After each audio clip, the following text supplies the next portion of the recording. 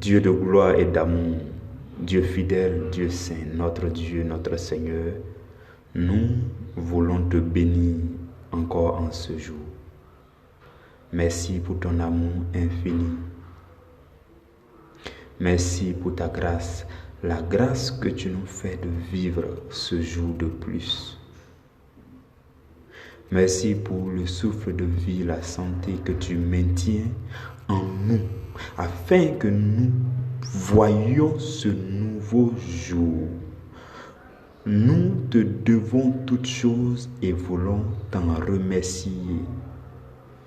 Béni soit ton Saint-Nom, ô Jésus-Christ de Nazareth, puissant Dieu, infiniment grand, infiniment fort, omnipotent, omniprésent, omniscient.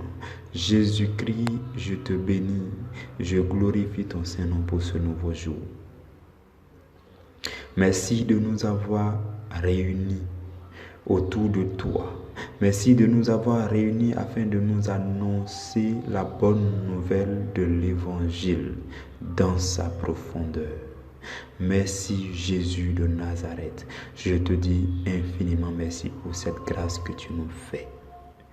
Accorde-nous maintenant même la présence de ton Esprit, le Saint-Esprit, l'Esprit de Dieu, l'Esprit de l'Éternel, l'Esprit de sainteté, de crainte de l'Éternel, l'Esprit de connaissance, l'Esprit de force, de conseil, d'intelligence, l'Esprit de sagesse qui enseigne. Père, je te supplie, enseigne-nous par ton Esprit. Amen. Frères et sœurs, nous avons à méditer sur un autre sous-thème en ce jour. Le pardon est un sacrifice qui libère la force de guérison. Le pardon est un sacrifice qui libère la force de guérison. Le pardon est le thème que nous méditons en ce mois de juillet 2019. Et aujourd'hui, nous allons méditer sur le fait que le pardon est non seulement un sacrifice de la part de celui qui pardonne, bien sûr, mais aussi le pardon permet à travers ce sacrifice de libérer une force que nous appelons la force de guérison. La force de guérison parce que nous avons besoin de guérison intérieure. Nous sommes nombreux à avoir le cœur brisé, le cœur blessé, à cause des offenses dont nous avons été victimes. Raison pour laquelle il est nécessaire qu'une force divine soit libérée pour nous guérir. Et ce que nous allons voir en ce matin est basé sur ce que Dieu lui-même a fait en Jésus-Christ. Hier, nous avons parlé de comment est-ce que Dieu nous a accordé le pardon par le sacrifice de Jésus-Christ, pour ne pas dire par le sacrifice de Dieu lui-même.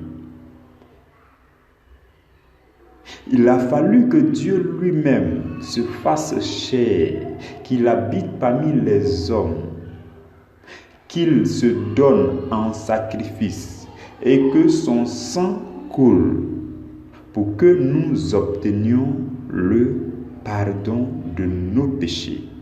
Non seulement pour tous ceux qui sont morts avant nous, mais pour nous qui sommes vivants et aussi pour tous ceux qui naîtront après nous, toutes les générations à venir, le pardon de Dieu a été obtenu pour nous tous en Jésus-Christ.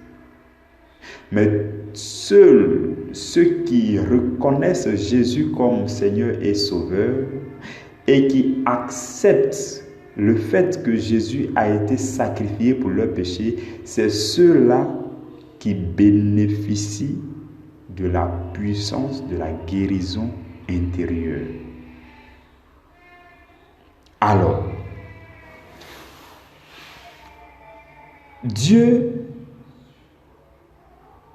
a donné son Fils en sacrifice.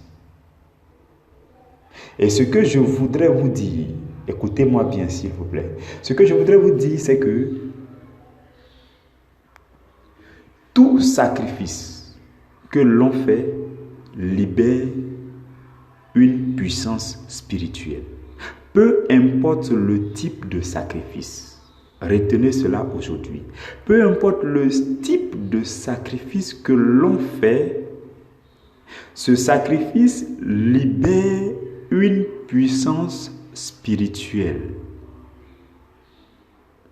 Que ce soit un sacrifice malsain ou un sacrifice agréable, tout sacrifice libère une puissance spirituelle en faveur de celui qui sacrifie et en faveur de ceux pour qui le sacrifice est fait. Donc, de façon très basique, je voudrais que vous compreniez que toutes les fois qu'un poulet est sacrifié, un mouton est sacrifié, c'est toujours le même objectif. Libérer une puissance dans le spirituel. Même les marabouts, les féticheurs, c'est un principe universel. Le sacrifice libère une puissance spirituelle pour celui qui sacrifie et pour ceux pour qui le sacrifice est fait. Frères et sœurs, cela vient du fait que Dieu, dans le but de nous accorder son pardon, a décidé de sacrifier son Fils bien-aimé. Et même avant le sacrifice de Jésus, dans l'ancien temps, les sacrifices étaient opérés dans le but d'obtenir l'expiation du péché. Lorsque vous parcourez l'Ancien Testament, les sacrifices des veaux, des taureaux, c'était toujours dans le même objectif pour qu'une puissance spirituelle se libère en faveur du peuple de Dieu. Mais la Bible va nous enseigner que un temps va venir où Dieu va sacrifier son Fils bien-aimé. Et Dieu va appeler ce sacrifice un sacrifice éternel, une alliance perpétuelle. Et donc, à partir de ce sacrifice de sang, nous ne sommes plus appelés à opérer de sacrifice de sang.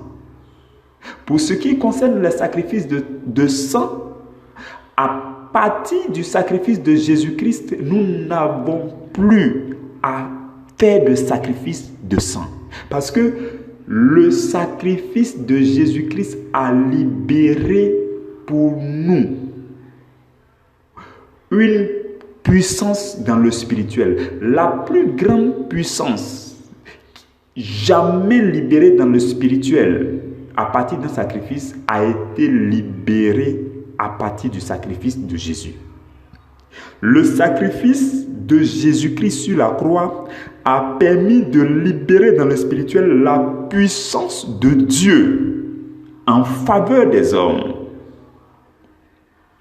Tous les autres sacrifices sont des petits sacrifices devant le sacrifice de Jésus sur le bois de la croix. Le sacrifice de Jésus a libéré une puissance plus grande.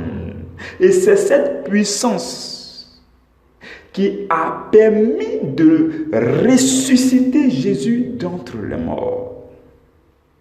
Lorsque Jésus-Christ a souffert la passion et qu'il est mort sur le bois de la croix et qu'il a crié que tout est accompli,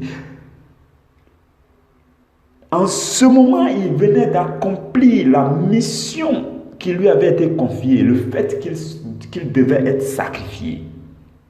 Et dès lors, la puissance de Dieu, du Dieu qui a créé le ciel et la terre, l'univers, les galaxies, la puissance de ce Dieu-là, qui est appelé aussi l'Esprit de Dieu, cette puissance spirituelle a été libérée. Et c'est cette puissance qui a été capable de ressusciter Jésus d'entre les morts. Et cette puissance a été libérée en ta faveur et en ma faveur, pour ta guérison. Quand je parle de guérison, je ne parle pas premièrement de guérison de ton corps, mais je te parle d'abord de la guérison de ton cœur, de ton esprit, parce que l'esprit des hommes était tellement malade à cause du péché, que la puissance qui a été libérée par le sacrifice de Jésus a été destinée à guérir les esprits des hommes, les cœurs des hommes. Dieu commence par guérir. L'objectif de Jésus sur la terre. Écoutez-moi bien, frères et sœurs. Dans Luc chapitre 4, à partir du verset 18, il est écrit: l'Esprit du Seigneur est sur moi, parce qu'il m'a oint pour annoncer une bonne nouvelle aux pauvres. Il m'a envoyé pour guérir ceux qui ont le cœur brisé, pour proclamer aux captifs la délivrance. Frères et sœurs, si vous lisez bien ces versets, vous allez comprendre que Dieu a oint Jésus afin que par le sacrifice de Jésus, une puissance soit libérée pour plusieurs causes. Pour la puissance de la prédication, parce qu'il dit pour annoncer une bonne nouvelle aux pauvres. Il dit, et ensuite il m'a envoyé pour guérir les cœurs brisés. Cette bonne nouvelle sera un remède, une guérison pour leur cœur, pour leur esprit. Ils vont recevoir la restauration complète de leur cœur et de leur esprit. Et cette vie de l'esprit, appelée aussi vie Zoé, va couler afin de guérir l'âme et le corps. Voici ce que a été pour nous la puissance de la résurrection de Jésus. Frères et sœurs, je me suis étalé sur le sacrifice de Jésus pour vous permettre de comprendre que, à travers le sacrifice de Jésus, la puissance de la guérison a été libérée. Nous avons obtenu le pardon du péché et aussi nous avons obtenu la guérison du cœur. Je reviens à notre thème qui dit le pardon est un sacrifice qui libère la force de guérison. Et là maintenant, je vais parler de nous les hommes. Le fait que tu doives pardonner à ton prochain n'est pas chose facile. Parce que Dieu lui-même, pour nous pardonner, ça n'a pas été facile pour lui. Il a fallu qu'il crucifie, qu'il sacrifie son fils bien-aimé. Donc, je veux que tu le saches. Il est difficile pour toi de pardonner par moment parce que, effectivement, ce n'est pas facile. Et je veux te dire en ce matin que ce n'est pas facile parce que tu ne savais pas encore que, en fait, c'était un sacrifice qu'il fallait faire. Pardonner aux autres est un sacrifice. Je veux que tu le saches et que ce soit clair à partir d'aujourd'hui pour que si tu es amené à pardonner à quelqu'un, tu saches que, en fait, c'est un sacrifice que tu dois faire. Mais quel sacrifice donc? Tu peux me demander, c'est quel sacrifice donc je dois faire? Ce n'est pas facile parce que il faut sacrifier quelque chose. Frères et sœurs, lorsque quelqu'un vous a offensé, écoutez-moi bien, vous allez comprendre. Lorsque quelqu'un vous a offensé, il vous donne le droit de vous plaindre. Il vous donne le droit de le condamner. Il vous donne le droit de le blâmer. Lorsque quelqu'un pêche contre nous, lorsque quelqu'un est en faute vis-à-vis de nous, cela nous confère le droit sur lui, le droit de le condamner, le droit de médire à son propos, le droit de peut-être le convoquer à la police, le droit de lui retenir le péché, le droit de ne plus lui parler, le droit de faire ceci, le droit de faire plusieurs choses. Et donc, vous êtes en droit de le condamner parce qu'il vous a offensé. Vous êtes en droit de lui retenir son péché parce qu'il vous a offensé. Vous êtes même en droit de le mettre en prison parce qu'il a péché contre vous. Si la loi permettait que ce type d'offense puisse le conduire en prison, vous avez le droit de l'amener en prison. Donc, le fait que quelqu'un vous offense, cela vous confère le droit de faire plusieurs choses sur lui. Le droit, un certain nombre de privilèges sur lui. Vous avez le droit de le traiter comme vous le voulez parce qu'il vous a offensé. Voici ce qui se passe. Maintenant, je vais vous dire qu'est-ce que vous devez sacrifier. Vous devez sacrifier tous ces droits. Vous devez sacrifier tous ces droits. C'est ça, pardonner. Pardonner, c'est que bien parce qu'il m'a offensé, et que j'ai le droit de faire ceci, cela, je sacrifie tous ces droits. Je dis non. Je ne le blâmerai pas. Je dis non, je ne le sanctionnerai pas. Je dis non, je ne le condamnerai pas. Je dis non, je ne l'enverrai pas en prison. Je dis non, je ne l'insulterai pas. Parce que vous avez le droit de faire tout cela parce qu'il vous a offensé. Et si vous le faites, c'est normal au fait. C'est tout à fait normal. Même aux yeux des hommes m'ont dit, mais il a raison de l'insulter parce qu'il lui a fait du mal. Il a raison de l'envoyer en prison parce que ça, c'est les hommes qui pensent comme ça. Mais pour toi, chrétien qui m'écoute aujourd'hui, je veux te dire que c'est toutes ces choses que tu dois sacrifier. Le droit de te plaindre, le droit de le condamner, le droit de l'insulter, le droit de ne plus lui parler, le droit de le classer et de le mettre de côté, de l'enlever dans ton programme, le droit de lui parler dessus, le droit de faire palabre avec lui, par exemple, le droit de te disputer avec lui. Tous ces droits, tu dois sacrifier cela, frères et sœurs. Ce n'est pas facile. Et quand tu vas sacrifier, comme nous l'avons dit, tout sacrifice libère une puissance dans le spirituel. Alléluia. Alléluia. J'espère que tu comprends, tu me rejoins dans la pensée que Dieu est en train de nous communiquer. Tout sacrifice libère dans le spirituel une force, une puissance de guérison. Non seulement quand vous allez sacrifier tous ces droits, la puissance de guérison qui va se libérer va permettre de libérer celui qui vous a offensé.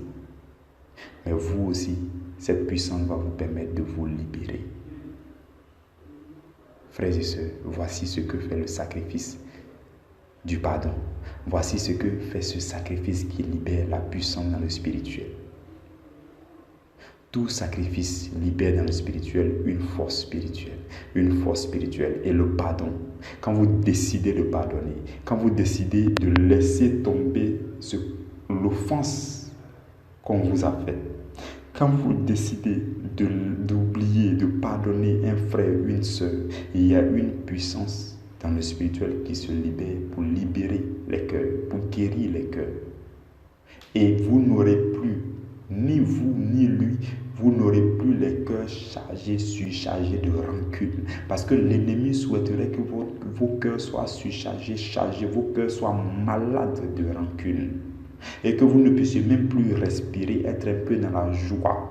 C'est ce que l'ennemi aurait souhaité. Mais quand vous allez sacrifier tous vos droits sur la personne qui vous a offensé, quand vous allez sacrifier cela et que vous allez dire non, je ne vais pas me plaindre, je ne vais pas l'injurier, je ne vais pas me disputer avec lui, je ne vais pas l'envoyer en prison. Bien qu'il a commis quelque chose de grave, je ne vais pas l'envoyer en prison, je vais continuer à l'aimer. Quand vous allez sacrifier tous ces droits, en regardant le Seigneur Jésus-Christ, qui en a fait plus grand d'ailleurs, en gardant le regard fixé sur Jésus-Christ, lorsque vous allez sacrifier vos droits pour pardonner à un prochain, la puissance de guérison va se libérer en votre faveur. Vous allez avoir le cœur joyeux, le cœur libéré, le cœur déchargé. Et vous allez avoir une communion constante avec le Seigneur Jésus. Et vous allez permettre à votre frère d'avoir aussi la guérison de l'esprit.